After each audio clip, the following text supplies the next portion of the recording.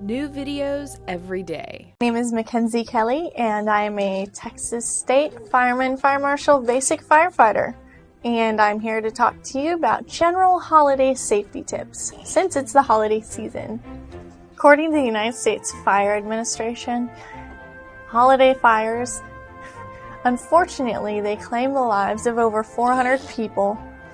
They cause over $990 million in damage, and they injure 1,600 people. The U.S. Fire Administration has put together a list of safety tips in order to help you have a safer holiday season and prevent you and your family from becoming a statistic. I'm here today to share those with you. This year, my family decided that we were going to put up holiday lights, and I wanted to check and make sure that they were going to be safe.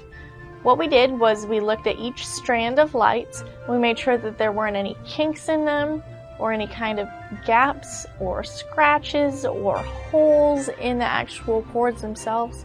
We also wanted to make sure that we weren't going to overload the sockets with too many plugs in a socket, too many extension cords plugged into extension cords, etc., etc. Trust me, I've seen it time and time again where people have plugged in too many cords into too many electrical outlets or too little electrical outlets, and it causes an overload, which causes a fire. Fires are dangerous, fires are bad, and they're definitely not safe. You want to prevent you and your family from being injured this holiday season by making sure that you don't overload them. I really personally like the smell of a fresh Christmas tree around Christmas time, or holiday tree, if that's your thing. But they're not very safe, and my significant other talked me into making sure that we get a tree that's safe for our family. So he researched all the different types of artificial Christmas trees. We found one that suited our tastes and looked pretty awesome. And in the long run, it's going to save us money purchasing an artificial tree. And I can just plug in some kind of air freshener to make it smell like Christmas in our house.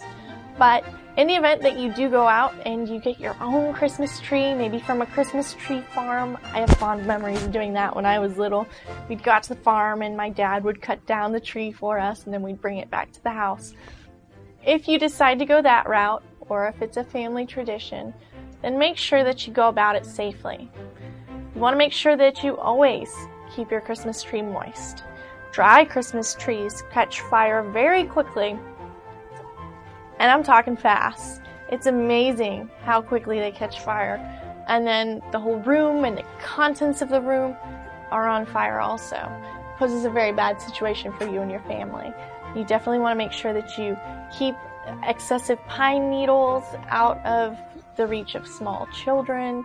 You want to vacuum and maintain the tree if you can. Just vacuum around the area of the tree. Do what you can to ensure that you're safe with your family if you use this as a holiday tradition. So you've made it to Christmas morning and your kids are really excited and you're really excited and you get to open up all those gifts from Santa or from your loved ones. What do you do with all that wrapping paper? I can tell you what not to do with it. Don't throw it in the fireplace. It could cause an unnecessary fireplace fire. It causes a hazard. The gift wrap is not meant to be burned like that. Not in your fireplace. It could shoot embers everywhere. It could spark a fire in your living room if it goes in the wrong direction. You just don't want it to happen. So properly discard the gift wrap by putting it in a plastic bag or a recycling bin. If you like to recycle, it's good for the environment. And it could save a life. I've seen gift wrap do bad things when it catches fire, and it's not worth it. This holiday season, you may be inclined to use candles. I like the way that the apple cinnamon candles smell. Personally, you may like a different type of scented candle, or you might just like the light that a candle can provide in an intimate setting or just in general. Candles are really nice, but they're also very dangerous. What you want to do if you're going to use candles this holiday season is make sure that you have them on a flat surface, somewhere where they're not likely to be knocked over, and then you can prevent them from becoming a fire hazard.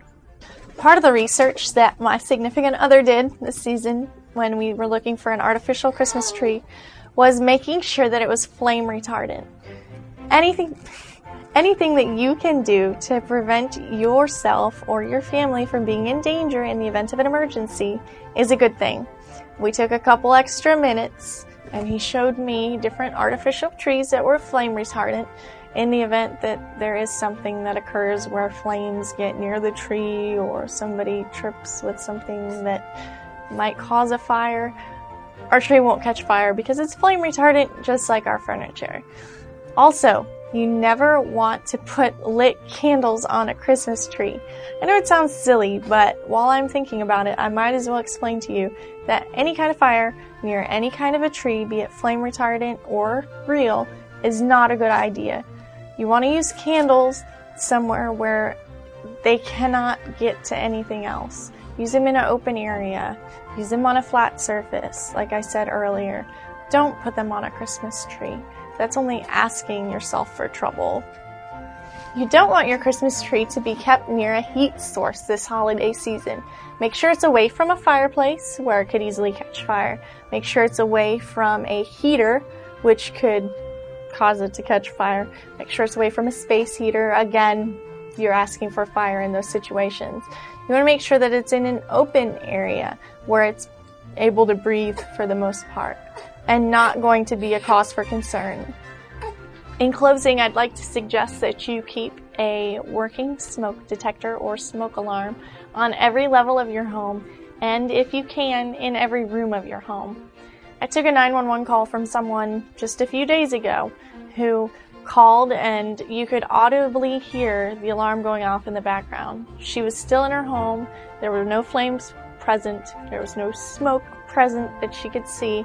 But in the event of an emergency, she would know to get out of the house because those alarms were going off, and they were going off in full swing.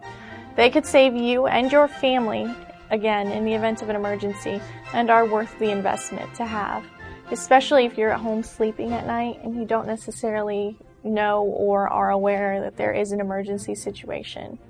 Thank you for watching my video today.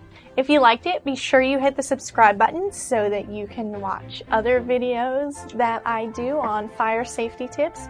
Check out my website, firefighterkelly.net, for more holiday safety tips, spreadsheets on fire safety statistics, interesting training information if you are a firefighter, and other cool things that you might want to take a look at. Be sure to stay tuned for more videos that I do on other safety things, and I'll see you next time. Oh, don't forget to comment. I like hearing from you, especially if you have safety tips that you'd like to share. Thanks again, and have a wonderful day.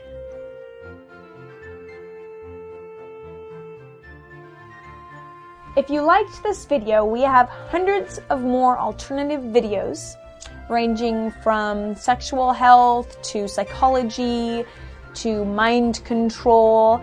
So if you liked it, go ahead and click on me to enter the Psychetruth channel.